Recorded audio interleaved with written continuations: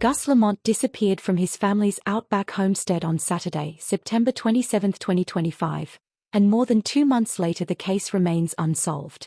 Today I'm going through every major update in order, with exact dates, recent developments, what trackers and investigators have said, and why the media has gone quiet. On the afternoon of September 27, Gus was last seen playing on a mound of dirt beside the homestead on Oak Park Station, around 40 kilometers south of Yunta. His grandmother called him inside at around 5:30 p.m., and when he didn't come, she quickly realized something was wrong. By 6 p.m. that same evening, police were notified and an urgent search began. From September 27 to October 2, the first major search phase involved police, SES crews, ADF members, drones, helicopters, thermal cameras, mounted search teams, and volunteers from surrounding towns. By October 3, authorities confirmed they had searched dams, creeks, the homestead, outbuildings, and more than 500 square kilometers of scrubland, with no sign of the boy.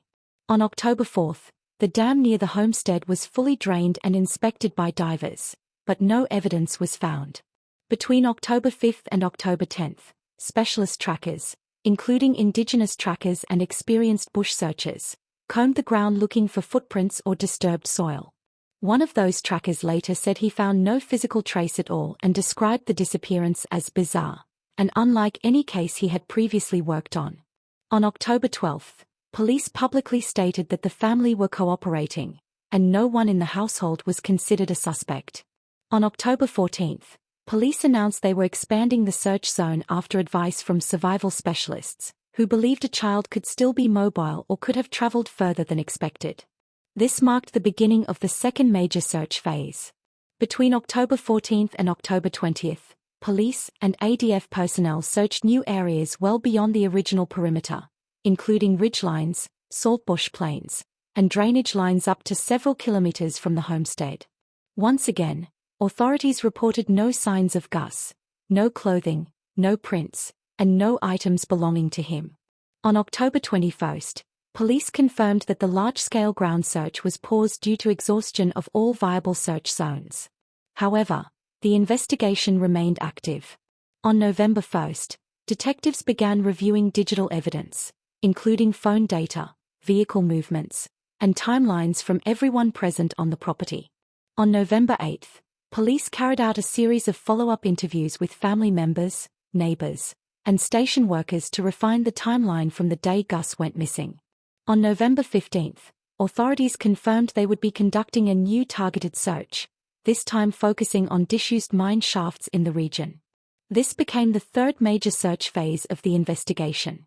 From November 18 to November 25, police and technical rescue teams inspected 6 abandoned mine shafts located between 5.5 and 12 kilometers from the homestead. Some mines were shallow and easily searched. Others were up to 20 meters deep and required specialist equipment for safe entry and examination. On November 25, police confirmed that all mine shafts examined contained no trace of Gus. On November 26, investigators announced that the mineshaft search had concluded earlier than expected because there was no new evidence indicating he had traveled to that area.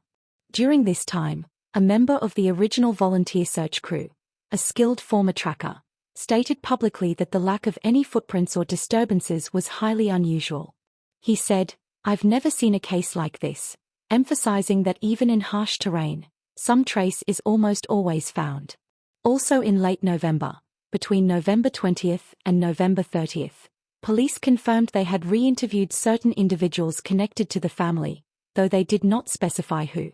Interviewing and re-interviewing is standard procedure, especially when timelines are being cross-checked.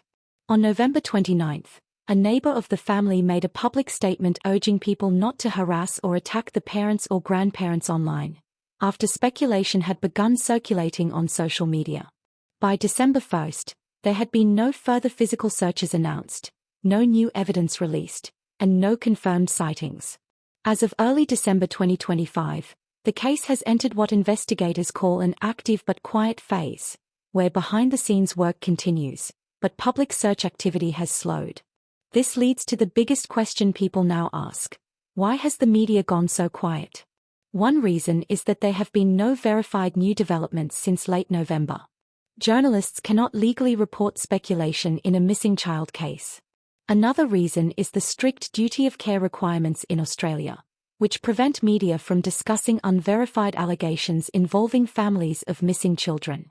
A third reason is that the investigation has now shifted into a stage where police do not want to compromise leads by speaking too openly. A fourth factor is defamation risk. Media outlets avoid reporting rumors or online theories unless they are supported by hard evidence. There is also a natural decrease in coverage when a story reaches a standstill, even though the emotional impact remains significant for the community. Right now, the questions people are asking are the ones everyone wonders about in cases where updates slow down. Why have there been no recent press conferences? Why have the parents or grandparents not spoken publicly? Why did the search shift so quickly from massive ground operations to quiet investigative work? Why have there been no new public leads, despite such extensive searching? These questions don't imply blame. They simply reflect the uncertainty the public feels when a case suddenly becomes quiet. As of the first week of December 2025, police say that the investigation is ongoing and active. They have not ruled out any theory, whether wandering, misadventure, third-party involvement, or unknown circumstances. Authorities have emphasized that the lack of evidence does not mean the case is closed. Behind the scenes, detectives continue reviewing data, analyzing movements, confirming timelines, and checking any tips that come in. The family continues to be supported by victim liaison officers, and police have urged the public not to make assumptions about them.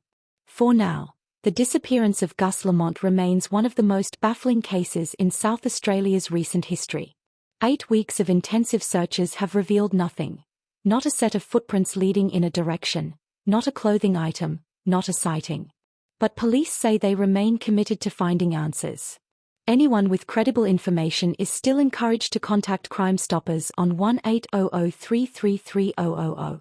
The hope remains that one day, someone will come forward with the piece of information that finally explains what happened to little Gus. You have been watching The Midnight Cult. Please like this video and subscribe if you'd like to see more Australian crime videos.